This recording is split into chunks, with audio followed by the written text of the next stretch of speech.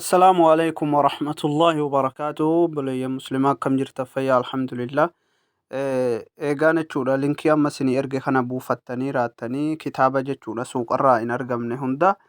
كنو سخنا برنامج تشني إسا بوفتني وقراتن إسا كيسا شينتني جتشودا على كنان. إسا كيسا شينتني حالا جتشودا عبارة تبرر فتنين. إسن أجر سيسا على كنان كتابة فكينيا فكنا ردوكتني. warri jechuudha kitaaba gosa kanarratti barreeffachuu hin beekneef sinin agarsiisaa jechuu akkaataa isaa na wajjin tura. Waan ani irratti dhiyeessin agarsiisu sirriitti ilaalaa jechuu kun asii jala akkuma agartan qubee taatanatu jira jechuudha. Ishiirra tuqxanii jawwaala kiyya gadiin fidaa bakka fedha yoo sinii fide ishiirra tuqxanii jechuu. Ishiirra dhooftan taraa takka bakka itti barreeffatan akka nuuf fidu yookaan bakka kanoo asii kana amma fakkeenyaaf gaafii kanarra yoo barreessuu feene bakkum kana gaffaanee qabnaa jechuu. Kuno eessan nuu baha asirra nuu baha qubee taatanarra taraa tokko tuqnaa jechuudha. Akka barreeffachuudhaaf nuu fidu. Kuno haala kanaa bakka itti waa barreeffannu nuu fide jechuu. Fakkeenyaaf siin kaa'ee su'aal jedhee man rabbuka jedha. Jalatti barreeffannaa jechuu kuno. Ibaaraa oodiyoo irra kaawwannee jalatti barreeffanna kunoo fakkeenyumaaf isin agarsiisanii oodiyoo gubbaan irra banattanii jalaan ammoo barreeffachuu dandeessanii jechuudha isin akka isinii danda'amuun. Man rabbuka fakkeenyaaf eenyu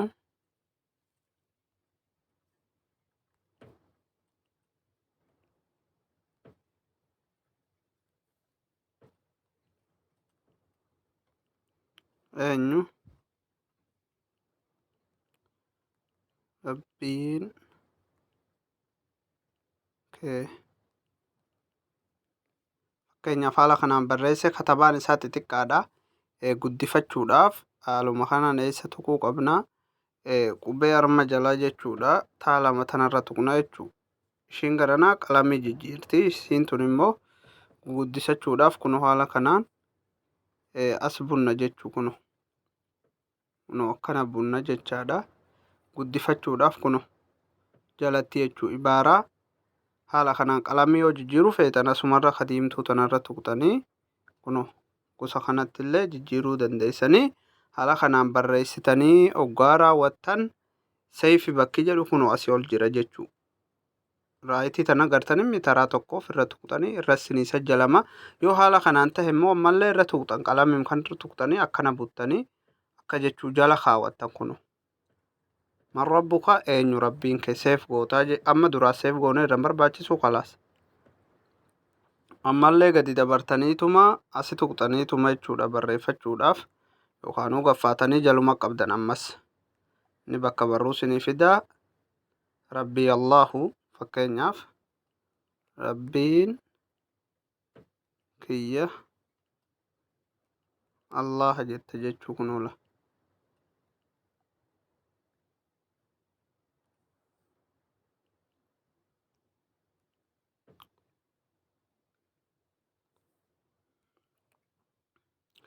Fakkeenyaaf isin agarsiisuudha jechuudha. Rabbiin kiyya Allah jalatti barreesse akkana jechuu jalatti kaa'adha jechuu kuno. Fakkeenyaaf isin agarsiisuu jira raayitii gubbaa olii kanan tuqa yoo inni kanatti tartiiba ta'e wanni jedhee as buteetiin akkana irraa walirraa bute haala kanaan irraa deebisaa akkanatti seef gootanii jechuu wanni eeggachuu qabdan. Kan itti aanu ammallee bikka kana yoo tuqxan ni haqa. Bikkum kana yoo tuqxanii ammallee hokkoon biraa dhufee kanuma akkanaa dabaan inni deebisaa jechuu waan haqxassan. Kitaaba xixiqqoon haqamu kitaaba guguddoo ammoo nama jalaa haqa. Fakkeenyaaf keessaa hin bahaa kalaas sajjalame kuni kinoo keessaa bahe ittiin deebihee ilaalaa jechuu san barreesse kana fakkeenyaaf. Keessaa baheetumaan itti deebihee barnaamijichi kana irra dha'ee ilaalaa jechuu. Kuno hin jira jechuun badu kun amma. Kun amma hin baduu jechuu. Garuu wanni isin godhuu qabdan seef godhuu qabdan.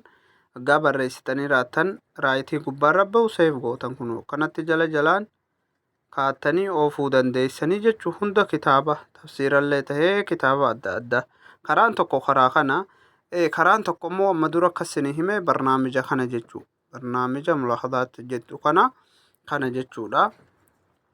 Kana silaa amma dura isinii barsiiseen ture buufattaniiti kunoo kanallee bakka armaa ida'uu kana tuqxanii san ammoo asitti fuutanii hadiisa san seef gootanii jechuu. Fakkeenyaaf hadiisa tahus qur'aana tahus haala kanaan qur'aana kana yoo buufattan irra isinii gaariidha. Akkuma amma durallee isiniif hime jechuudha.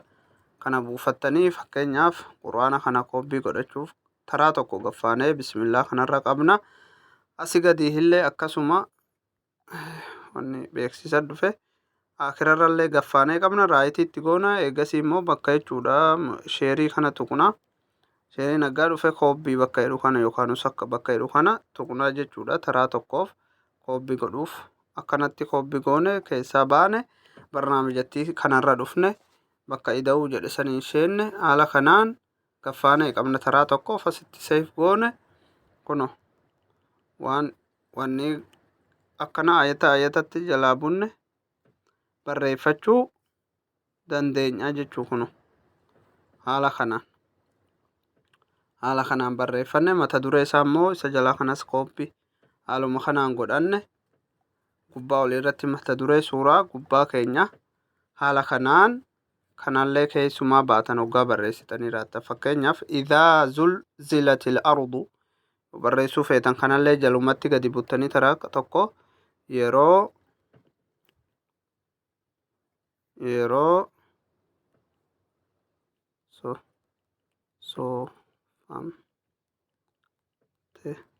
sossoofamte al ardu dachiin